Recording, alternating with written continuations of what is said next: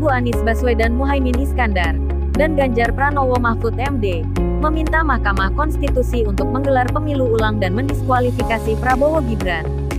Menurut Wakil Dewan Pengarah Tim Kampanye Nasional, Prabowo Subianto Gibran Raka Buming Raka, Yusril Iza Mahendra, permintaan kubu Anies dan Ganjar suatu keanehan. Sebab, menurut dia, kedua kubu tersebut baru meminta Prabowo Gibran didiskualifikasi setelah pemilihan Presiden 2024 selesai digelar, di mana Anies dan Ganjar kalah. Adapun gugatan sengketa Pilpres dari kubu Anies dan Ganjar sudah didaftarkan secara resmi ke MK. Awalnya, Yusril mengatakan bahwa TKN Prabowo Gibran akan menjawab secara resmi semua yang didalilkan pemohon, baik kubu Anies Muhaimin maupun Ganjar Mahfud, di persidangan. Kami siap saja menyusun argumentasi hukum untuk mematahkan argumen yang dikemukakan oleh kedua pemohon. Tidak perlu ada kekhawatiran mengenai hal itu, ujar Yusril. Minggu tanggal 24 Maret tahun 2024. Yusril menjelaskan bahwa secara umum, pihaknya dapat mengungkit putusan MK nomor 90 PUU 21/2023 sebagai dasar pencalonan Gibran menjadi calon wakil presiden.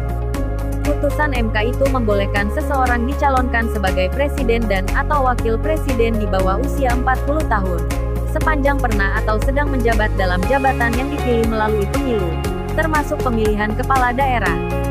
Kemudian, Ketua Umum Partai Bulan Bintang ini mengingatkan bahwa pendaftaran Gibran sebagai cawapres Prabowo sudah lama selesai.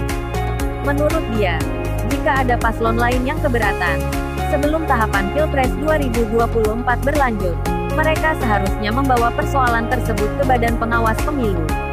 Dan kalau tidak puas, bisa bawa lagi ke PT Tun, Pengadilan Tinggi Tata Usaha Negara. Ini adalah sengketa proses yang bersifat administratif yang harus dibedakan dengan sengketa hasil Pilpres. Tetapi seingat saya, kedua pemohon tidak melakukan hal itu, ujar Yusril.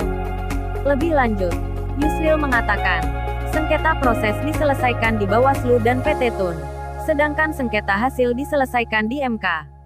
Dia juga menegaskan, mempersoalkan hal-hal yang terkait dengan proses yang bersifat administratif ketika Pilpres sudah usai adalah sesuatu yang sudah terlambat.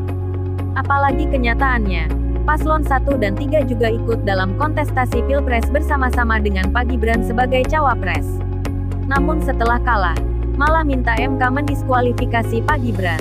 Ini suatu keanehan, suatu sikap yang inkonsisten sebenarnya, kata Yusril.